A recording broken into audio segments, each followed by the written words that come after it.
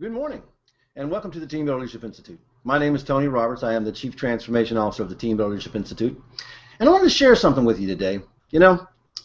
As an executive coach, as a consultant, as a professional trainer, I'm constantly training people on how to actually be effective with other people, how to lead people. That's my area of expertise. That's what I've been doing for over 30 years.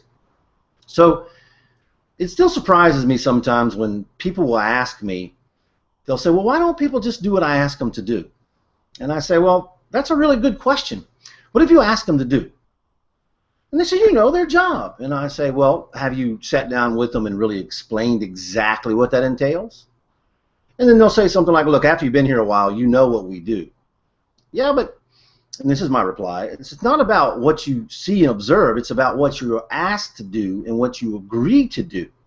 And so have you asked and got an agreement on what you want? And of course, through this conversation, normally it comes down, well, no, I've never been that specific. Okay. So that's why I have to help them understand people cannot give you something they don't know you want. So if you want something, you have to ask for it. Now, with that said, an organizational culture isn't simply the way we do business here. It's the way we do things. It's what we agreed to do working with each other to produce the result. It's what we're asked to do, what's enforced. It's our environment. Now, the thing about the organizational culture is when nobody asks you to do things in a certain way, you do it the way you want to. Well, that's fine if you're by yourself. But when you start working with other people, how does that dynamic when everybody wants to do everything their own way? It starts to create challenges. In other words, it creates conflict. So you have to look at an organizational culture and an organization itself, how it's made up. The organization culture consists of two parts. And I'm going to spin this a little bit and show you a little chart I have. All right, here's the two parts.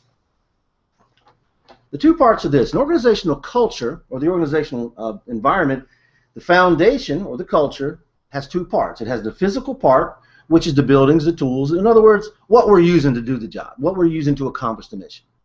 Then you have the second part, which is the emotional part. It's the how we do it. It's the agreed upon procedures, systems, processes, and probably most importantly, the behaviors. Now you say, why are systems and processes over here? Well, that's simple. Systems and processes, have you ever been in an organization, or maybe your organization now, there's systems and processes that over time, different leaders, different managers, different supervisors, different CEOs have put their own spin on, so the process is not streamlined to get the result.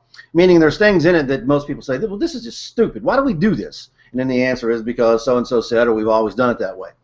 Well, so with that said, does that generate any negative emotions from anybody? And of course the answer is absolutely. So your systems and processes, how you do things, is extremely important because you want to do it so every action, every activity is clearly attached to the goals, and then everybody understands why they have to do that. So when an employee says, why do we have to do this? Then you can say, well, do you have another way to get that result without doing that?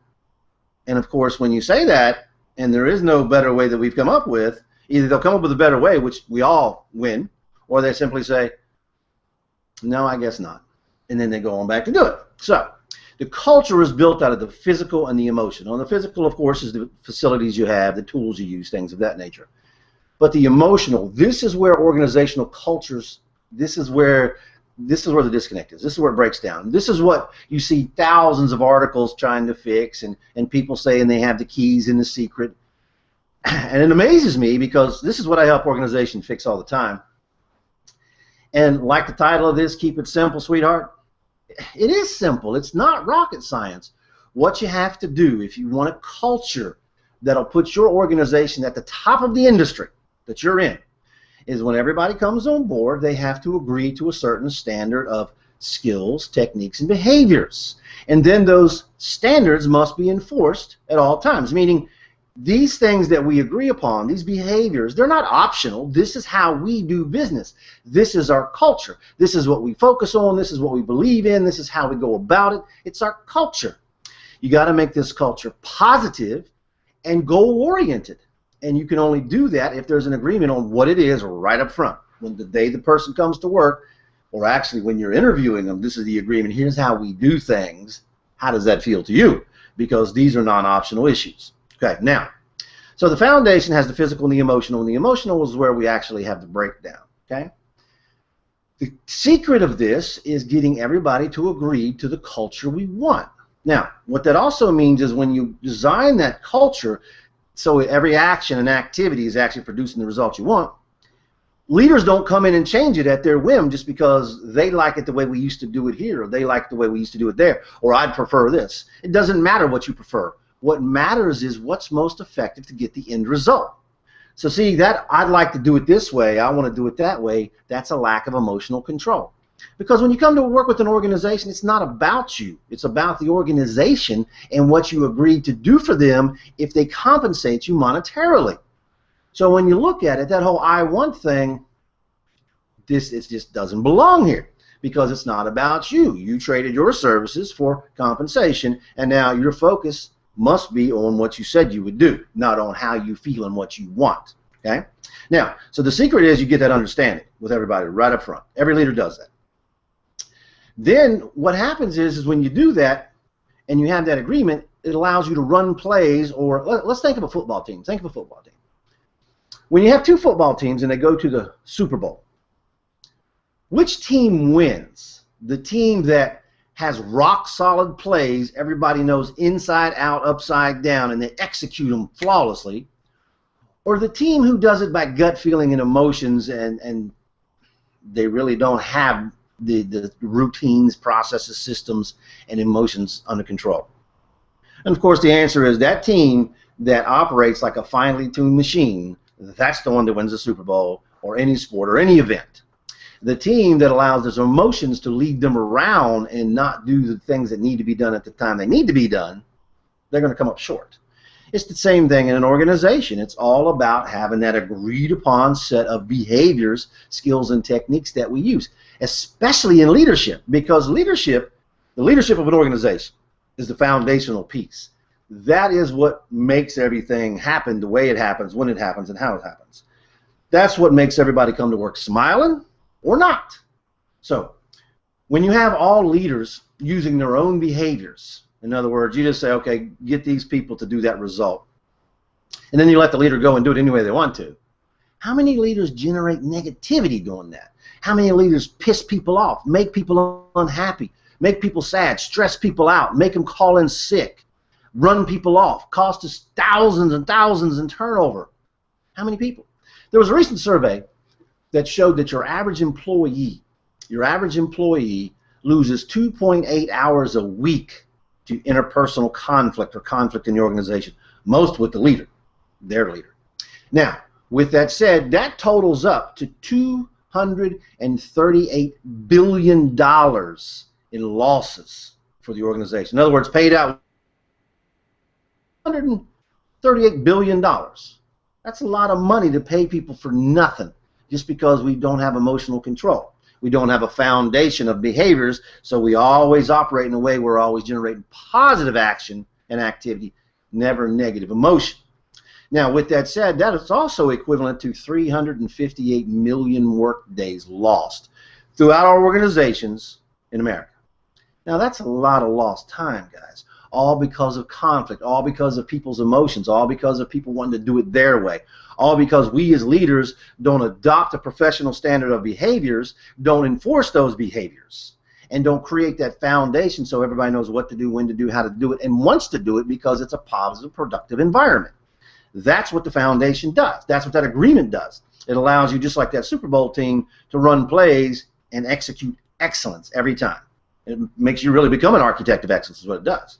Now, it gives you that environmental control, so what happens is each team is operating as a team within the organization, so each area, section, department, so on and so forth, but they're all part of a larger organizational team that is in the same direction, using the same behaviors to move forward. To use an old term or phrase, everybody's rowing in the same direction. The difference is not only are they're not being made to, everybody wants to. See, that's the thing. When you use this standard, you don't have to have authority in your leadership, even though you do, but it's not about authority. You're leading in a way when you use these skills to where they want to be there and they want to succeed because it feels good, it's fun, it's enjoyable. So it gives you that control over the environment so you know what's going to happen, when it's going to happen, how it's going to happen. when you have that foundational piece. In other words, when you've built that culture like that. Now, we've seen a lot of negative news lately about, you know, different companies and their cultures, and some of them hurting their customers and things like that. It's all about that leadership standard, that professional leadership standard that builds that culture. We at the Team Builder Leadership Institute call this harmonious culture a community dynamic. It's positive, it's goal-focused, it's enjoyable, it's cohesive. That's what we call it. That's what we help organizations build, because what you have to have is that dynamic where people wake up and say, you know, since I can't go to the beach and just suck on a margarita all day, since I got to go to work, I'm glad I'm going to work here because it's not a bad place to be. And you have your employees head in the game. They want to be here because it feels good to be here, because it's full of challenges and recognition and rewards and opportunities. It's a good place to work and spend your time. Now, so with that kind of control, you build that community dynamic. Now, at the Team Builder Leadership Institute, we have a program that actually teaches leaders how and what skills to adopt and use step by step. The universal set of skills that research and meta-analysis show, and have for 75 years, that all people are receptive to these certain traits, characteristics, and key behaviors. Behaviors. In other words, there's a defined set of behaviors when you use, people feel good about what you're doing. They feel that you're doing it for them and not to them.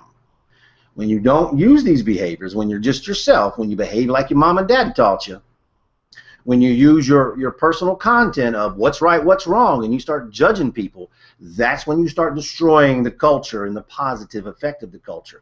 That's when people start getting sick, don't want to come to work. That's when they say, my boss is a jerk. That's when they say, why does it have to be this way? You don't want to make people feel like they're in a trap. And that's what people feel like when they're working for a boss they can't stand, not as a person, but their behaviors. When you try to enforce your beliefs, your rights and wrong on everybody else, you put them in a trap that they don't like, because this is not their world. That belief system's in your head, and it needs to stay there. At work, it's all about us getting to the goals. It's not about doing it your way. It's about doing it the most effective way to get the result. So you create a dynamic of us at work, not you as a leader. And that us allows everybody to attach, become cohesive, want to succeed, and be in a positive environment. Now, so those universal skills teach you behaviors and actions to take so everything is perceived positively, the environment improves, people are happy. You're happy as a leader. You can actually take a vacation and not have to worry about anybody calling you on the phone. You can take a vacation and not have to worry about when you get back a ton of stuff on your desk. You can take a vacation and know that the only thing you're going to hear when you get back is, how was your vacation? And of course your reply would be great. If anything did happen, what your employees will tell you is, oh, Tone, so this happened, we did this. And you'll say, well, thank you guys. And that's it. That's a community dynamic where you have that foundation and your culture is positive, action, and goal-oriented. But you got to build that. That doesn't happen by accident, and it doesn't happen by having one or two leaders trained in your organization. Your entire leadership foundation has to have those universal skills and actually operate through and by those universal skills. And that creates that foundation of stability, harmony, cohesion, and productivity. Now, the bottom line is, and that's why I call it K.I.S.S, keep it simple, sweetheart, it's really not that difficult, guys.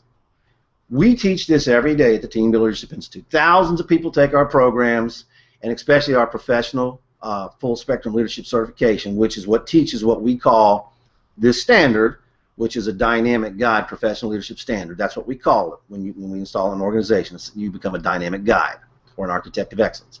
And we teach it through our professional full spectrum leadership certification program. So you actually get immersed and then certified once you've proven you actually have and understand and can use step by step these fundamental skills. So we don't give you a program that teaches you theory and memorization. That's not this program. This program immerses you in the information, forces you to use it step by step, then show that you know how to use it, and then if you make it through that, in other words, if you apply yourself, it's not rocket science, but if you really apply yourself and you adopt these skills, what happens when you're done with the certification is you have a whole new set of habits. Your behaviors now are positive, productive behaviors that create that foundation and positive culture throughout an organization So you create what's called a culture of excellence. Everything that everybody does every day is leading toward the goals, is a positive action leading toward the goals. All the conflict goes away. All the negativity goes away.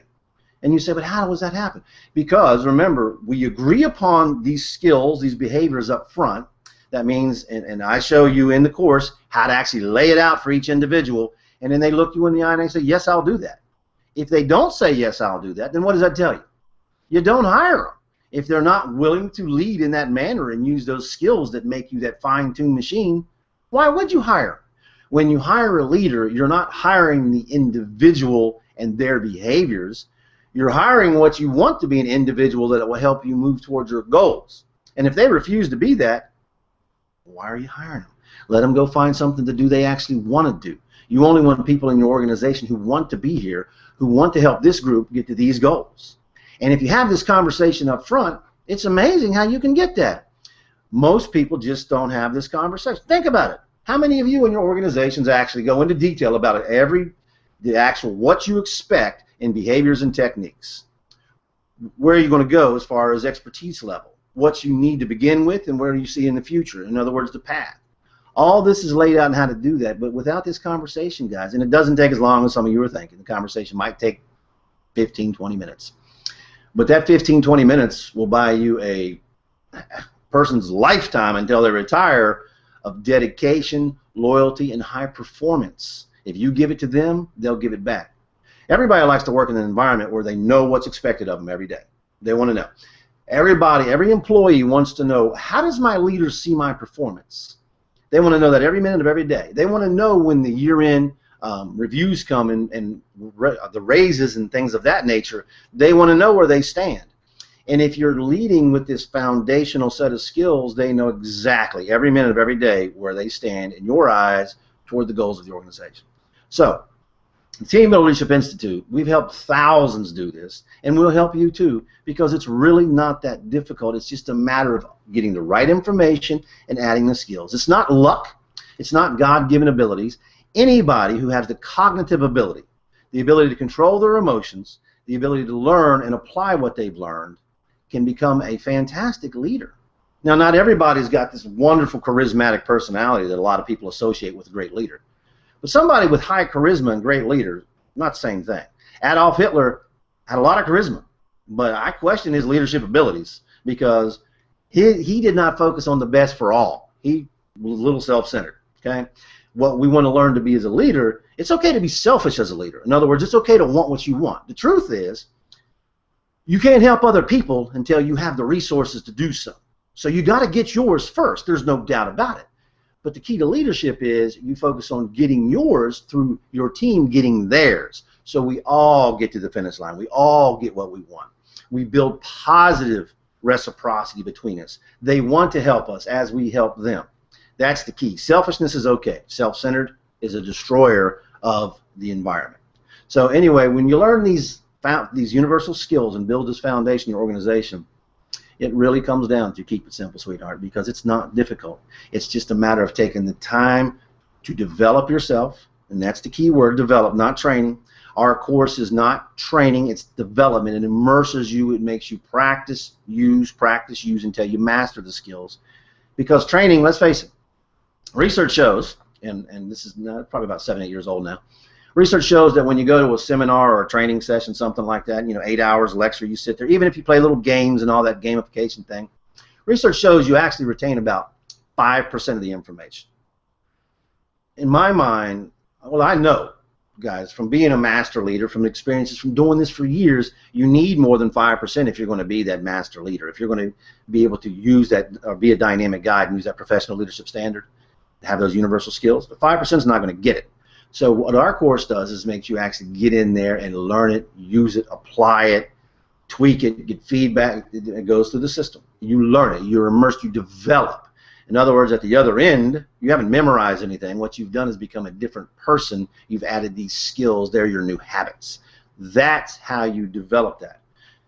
We all know that as a leader, there's a lot of times we have to make split-second decisions. We have to do things quickly. We have to make changes quickly, sometimes on the fly. It is a whole lot more effective, easier, and more productive to do that when you have those plays down. You know exactly what to do. When you know the concepts. So even though you've maybe never faced this situation before, because you know these fundamental concepts, you know how to take and put the information together and build your plan quickly on the fly. So when you learn how to do this, you are developing your skills so you become a very, very masterful leader that doesn't have to have the path laid out every minute, because they know the concepts and they know how to make it come out right. They know the goals, they're focused on the goals, they have the habits that make it come out right. That's what a dynamic guide is, and that's what you can learn to be. And when you do, you can change your culture. When you put that leadership standard, that foundational piece throughout your organization, your culture gets rock solid. Everybody who comes and is hired into the organization, because of the conversation, because of the agreement, they adjust and assimilate into that culture, and as long as you maintain that culture, your sustainability, your productivity, your leadership succession is phenomenal. You never have to look for a leader, because through this standard, you are developing those leaders every minute of every day while you're actually producing. So you don't have to take them offline and teach them leadership. You don't have to send them to some faraway school. You don't have to, you know, I've seen one course, one of the top ones. You got to fly to Iowa every Thursday for 7 weeks to get this training. That's thousands of dollars. You don't have to do that. That's ridiculous. All you have to do is add these skills, build it into your culture, or build your culture with this foundational set of skills, this dynamic guide professional leadership standard. And your leadership succession, your training, all of that will take care of itself, because these leaders develop employees every minute of every day. These leaders are not about the paperwork, they're about the productivity. They also get the paperwork done. It's because they're so good at productivity, they got plenty of time to do their paperwork. You don't hear these leaders saying, I don't have time, I don't have time, because they do have time. They know how to do it. So if you want to change your organization, if you want to build in that culture, if you want to succeed personally, if you're an individual and you want promotions, you want to stand out among your peers, think about the skills I've talked about. Based on other leaders in your organization, what would you look like? Right? Now, don't get me wrong. For an organization, you don't want 1 or 2 leaders like this. You want them all like this. So the organization is at the top of its game, the top of its industry. But as an individual, you definitely want this, so you're at the top of your game and the top of your industry. And people are seeking you out. You have options and opportunities. So it works for both individuals and organizations to maximize their success. That's what it's all about. And again, it is not that hard. It's just a matter of adding the foundation. That's what we do at the Team Builder Leadership Institute. So use this information. If you want to know about the Professional Full Spectrum Leadership Standard or the certification, contact us. You can go on the website. It's The Team Builder, ADRC, all one word, theteambuilderadrc.com. And you'll see right when you go on the front page, it starts talking about the dynamic guide and the Professional Full Spectrum Leadership Standard, and takes you right to it. Because that standard, guys, our consulting, our immersion training, everything we do is based on that standard, because that's where everything comes from in an organization. You've got to have that playbook that everybody knows front and back and has agreed to run the plays that way. And when you have that, it's like a fine-tuned machine. There's no negativity. In fact, there's nothing but positivity, because there's nothing but success, success, success, success, success. Every time you go after something, a new set of goals, success, success, success, both individually, team, and organizationally, when you have that playbook. So come to TLI, let us provide the playbook, let us show you how, get the skills, and master your success. Get the things you want. They're there for you. All you have to do is take them.